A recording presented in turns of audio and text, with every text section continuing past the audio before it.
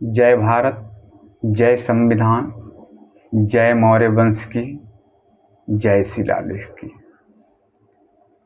आप सभी धम्म प्रेमियों को बुद्धं नमामि।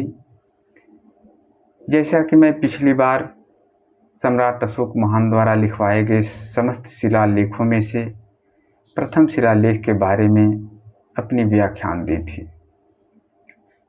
आज उन्हीं शिलालेखों की कड़ी में से दूसरे शिलालेख के बारे में आपके सम्मुख दो शब्द में कहने जा रहा हूं। जगत पिता सम्राट अशोक महान द्वारा भारत के कोने कोने में जो शिलालेख लिखवाए गए हैं, उसमें यह दूसरा शिलालेख बहुत ही महत्वपूर्ण है। जैसा कि आप जानते हैं कि मौर्य साम्राज्य में बंगाल से लेकर के पाकिस्तान के आगे तक एक सड़क निर्माण का आपको उल्लेख मिलता है। तो महान सम्राट चंद्रगुप्त मौर्य के समय, जिन्होंने कि मौर्य साम्राज्य की स्थापना की थी, उस सड़क जिसका नाम कि उस वक्त जंबो मार्ग था, उसकी आधारशिला उसी वक्त की रखी हुई है सम्राट चंद्रगुप्त मौर्य के द्वारा ही। किंतु उस वक्त वह सड़क टुकड़ों में थी, श्रृंखलाबद्ध तरीके से संपूर्ण सड़क का निर्माण नहीं हो पाया था, जगह जगह से खाली रह गया था, छूट गया था। लेकिन वह जो मैप में बना हुआ था, मौर्य साम्राज्य के नक्शे में जो उस सड़क का निर्माण उस मार्ग का हुआ था, जंबो मार्ग का, वह अपने बंगाल से लेकर के आज के पेशावर जो कि पाकिस्तान में है, उसके आगे तक था वो, जिसका नाम उस वक्त जंबो मार्ग था। उस सड़क को पूरी तरीके से, उस सड़क की संरचना सम्राट अशोक महान अपने कार्यकाल में संपूर्ण तरीके से करा दिए। उस जंबो मार्ग का नाम आज के समय में, जिसे कि हम लोग ग्रैंड ट्रंक रोड के नाम से जानते हैं। बीच में इतिहासकारों ने कई तरीके की भ्रांतियां फैलाने की कोशिश की है। उस भ्रांतियों से हमें दूर रहना है। यह निर्विवाद रूप से साबित है कि इस रोड का निर्माण, इस सड़क का निर्माण मौर्य वंश के संस्थापक सम्राट चंद्रगुप्त मौर्य ने कराया था, जिनके छूटे हुए कुछ कार्यों को सम्राट अशोक महान ने पूरा कराया था। सड़क निर्माण के साथ ही उस जंबो मार्ग के किनारे किनारे सम्राट अशोक महान वृक्ष लगवाए हैं। वृक्ष लगवाने का मकसद था छाया प्राप्त करना। जो राहगीर व्यापारी उस मार्ग से होकर के जाते थे, उन्हें छाया की आवश्यकता पड़ती थी, क्योंकि उस समय वाहन के रूप में बैलगाड़ी और घोड़ा गाड़ी ही हुआ करता था। तो सड़क के किनारे छाया की व्यवस्था उन्होंने कराया, और वृक्ष लगाने से एक और सबसे बड़ी बात ये होती थी कि पर्यावरण की सुरक्षा होती थी। आज समस्त दुनिया पर्यावरण को लेकर के चिंतित है। सभी लोग पर्यावरण की वजह से बीमार पड़ते जा रहे हैं, अस्वस्थ होते जा रहे हैं। पर्यावरण की सुरक्षा के लिए सरकारें, पूरा विश्व एक सूत्र में बंध करके उसके लिए काम कर रहे हैं कि किस तरीके से पर्यावरण को बचाया जाए। पर्यावरण से छेड़छाड़ की खामियाजा हम लोग भुगत रहे हैं, और इस चीज को आज से 2300 साल पहले हमारे जगत पिता सम्राट अशोक महान जान चुके थे, समझ चुके थे। इसलिए उन्होंने जो सड़क निर्माण कराया जंबो मार्ग, उस मार्ग के दोनों किनारे वृक्ष लगवाए। छाया भी लोगों को मिल रही थी, पर्यावरण की सुरक्षा भी हो रही थी। वृक्ष में फलदार वृक्ष भी लगवाए, जिससे कि लोगों को फल भी मिले। फल मिलने के फायदे ये थे कि उस रास्ते से जाने वाले राहगीर या व्यापारी अगर किन्हीं कारणवश उनका भोज्य सामग्री समाप्त हो जाता था तो वह फल से अपनी जीवन की रक्षा कर लेते थे, अपने भोजन का काम चला लेते थे। फलदार वृक्ष से हमें फल भी मिल जाते थे, शुद्ध रूप से ऑक्सीजन भी मिल जाती थी, छाया भी मिल जाता था। दूसरे तरीके का उन्होंने वृक्ष लगवाया जिसे कि हम लोग औषधीय वृक्ष कहते हैं। वह वृक्ष भी फल देता है, लेकिन वो ऐसे वृक्ष थे जिनकी पत्तियां, तने, जड़, छाल, फूल ये सारे के सारे औषधि के रूप में काम करते थे। आपको पता है कि उस समय अत्याधुनिक चिकित्सा व्यवस्था नहीं थी। दुनिया के धरती के समस्त लोग आयुर्वेदिक जड़ी बूटियों से ही अपने को स्वस्थ करते थे। तो ऐसे औषधीय वृक्षों का रोपण सम्राट अशोक महान उस सड़क के किनारे किनारे करवाए और उन औषधियों का अपनी जनता के लिए तो उपयोग होती ही थी, रास्ते में जाने वाले राहगीर तो करते ही थे, साथ में उसमें से जो बचती थी औषधियां, पत्ते, फल, फूल, जड़, उनको अपने मगध साम्राज्य की जनता के सेवा के साथ साथ दूसरे देशों के नागरिकों के स्वास्थ्य की रक्षा के लिए भी भेजा जाता था। आज की स्थिति देख लीजिए, आज किस तरीके की हमारी स्थिति है। आज भारत की वो स्थिति है कि एक सामान्य बच्चे की जीवन की सुरक्षा की बात हो, जिस तरीके से बच्चे से पोलियो को मिटाने के लिए पोलियो की खुराक उसको पिलाई जा रही है, उस पोलियो की खुराक के लिए भी भारत सरकार के पैसे नहीं है। विश्व से कर्जा लेकर के उस पोलियो उन्मूलन अभियान को भारत सरकार चला रही है। वहीं पे एक समय था कि हमारा ये भारत मगध साम्राज्य अपने समस्त नागरिकों के स्वास्थ्य की रक्षा स्वयं करता था और साथ ही दुनिया के कोने कोने तक बीमार लोगों को स्वस्थ करने के लिए औषधियां भिजवाया करता था।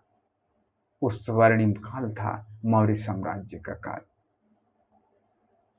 इनके साथ साथ शीतल वृक्ष भी लगवाए गए सड़क के किनारे किनारे। शीतल वृक्ष से होता क्या था कि राहगीर जो रास्ते में चलने वाले हैं, व्यापारी, बीच बीच में रुक करके अपना शीतल वृक्ष के नीचे बैठ करके स्वयं भी आराम करते थे, उनके पशु भी विश्राम करते थे। जैसे पीपल, बरगद, पाकड़, इस तरीके के विशाल विशाल जो वृक्ष हैं वो भी उस सड़क के किनारे लगवाए गए। इन वृक्षों के साथ साथ जगह जगह पे कुछ दूरी के अंतराल पे कुओं का निर्माण कराया गया। कुएं से हमें पानी मिलता है। अपनी लोग यात्रा प्यास बुझाने के लिए कुएं के पास जाते थे, पानी भरते थे, पीते थे और आगे की अपनी रास्ता शुरू कर देते थे। सबसे बड़ी खूबसूरत बात यह है कि प्रत्येक कुएं के आसपास में नींबू का पौधा लगवाया गया था। नींबू की वो खासियत है कि शरीर के अंदर में जितनी भी कचरे जमा होते हैं, व्याधियां जमी होती हैं, बीमारियां जमी होती है, उसको ये निकाल करके बाहर करता है। एंटीऑक्सीडेंट का गुण इसमें होता है। जो प्रदूषण, दूषित चीज, जहरीले चीज हमारे शरीर के अंदर में चले जाते थे और जाकर के नेसेंट ऑक्सीजन के रूप में हमारे सेल पे इकट्ठे हो जाते हैं और हमारे सेल को डैमेज करते हैं, उसे डेड कर देते हैं, मार देते हैं। वैसे नेसेंट ऑक्सीजन को यह नींबू हमारे शरीर से बाहर निकालने का काम करता है। इस बात को उस वक्त के हमारे वैद्य जानते थे और उसको क्रिया रूप में दिया। सम्राट अशोक महान ने सड़क के किनारे जो कुएं थे, उन कुएं के पास नींबू के पौधे लगवा करके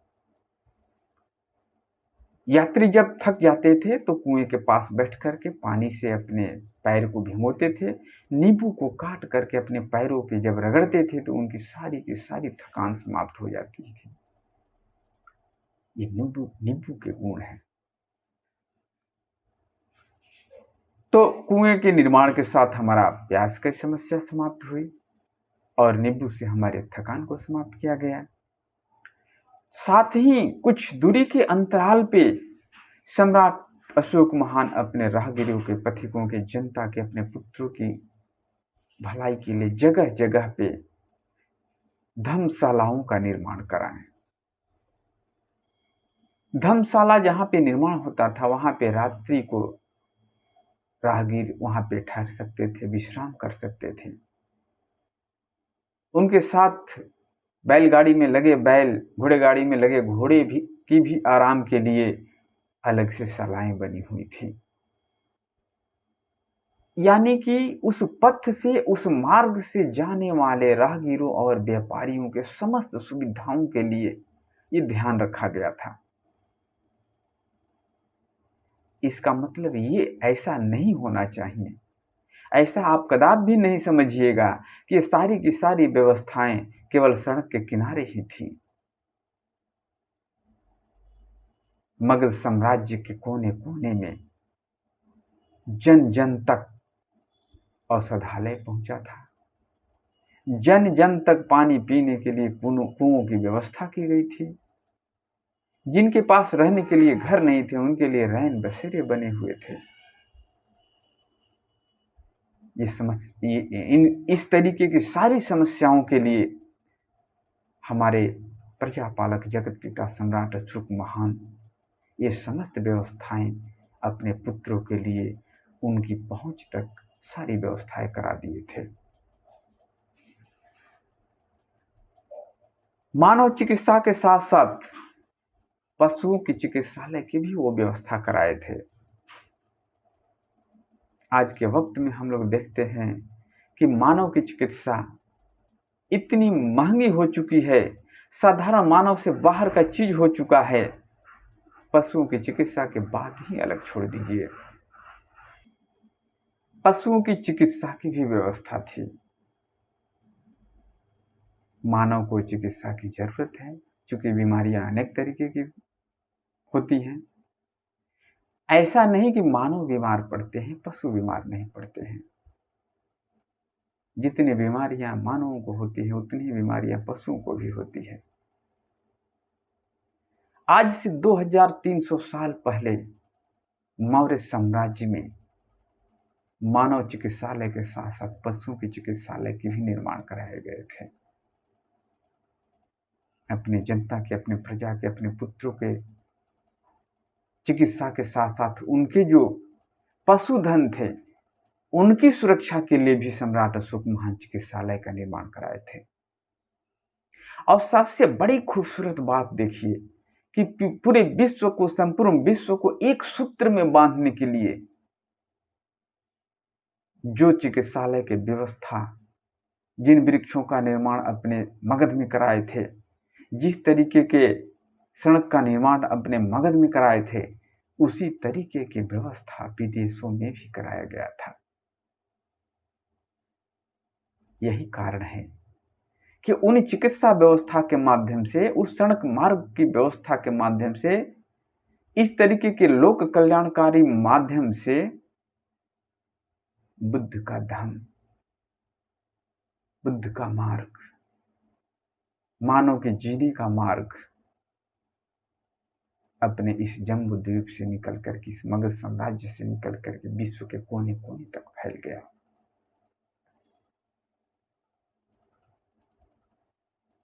यह शिलालेख सम्राट अशोक महान का धम्म नीति का एक भाग है। सम्राट अशोक महान की जो धम्म नीति बनी हुई है वो पूरी तरीके से सर्वलोक कल्याण पे टिका हुआ है। इसलिए अपने प्रजा के लिए, अपने पुत्र के लिए जितने भी लोक कल्याणकारी कार्य हो सकते हैं वो सारे के सारे उन्होंने करवाए।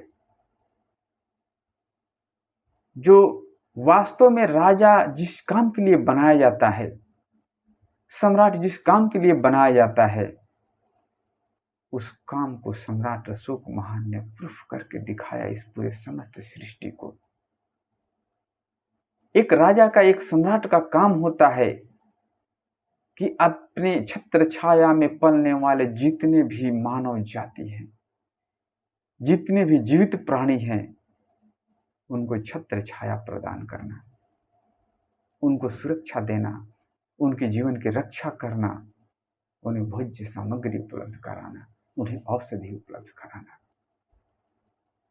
ये सारी की सारी सुविधाएं, व्यवस्थाएं अगर थी तो केवल और केवल मौर्य साम्राज्य के समय में थी, और उसका चरमोत्कर्ष कार्यकाल था सम्राट अशोक महान का कार्यकाल। आज अगर इस भारत को, इस संपूर्ण विश्व को अगर मानवता के दीपक को जलाना है, मानवता का दीप को जलाना है, मानव के धर्म को जलाना है, तो सम्राट अशोक महान के धर्म नीतियों का पालन करना होगा और सम्राट अशोक द्वारा लिखवाए गए शिलालेखों को अपने जीवन में अमल में लाना होगा। जिस दिन भारत सरकार, पूरी दुनिया की सरकार सम्राट अशोक महान के शिलालेखों का अध्ययन करके उस पे अमल करना शुरू कर दे, अपनी जनता को उस पे अमल में लाने के लिए प्रेरित करना शुरू कर दे, उस रोज यह भारत ही नहीं संपूर्ण विश्व शांति के मार्ग पे निकल पड़ेगा। इस विश्व से समस्त प्रकार की बीमारियां समाप्त हो जाएंगी, निर्धनता समाप्त हो जाएगा, सभी लोग सुख और आनंद से जीवन को व्यतीत करेंगे। इन्हीं सारे कामनाओं के साथ जय भारत, समृद्ध भारत, संपूर्ण भारत, अखंड भारत, बृहद भारत, ज्ञानशील भारत, जय भारत, जय संविधान, जय मौर्य साम्राज्य। बुद्धं नमामि।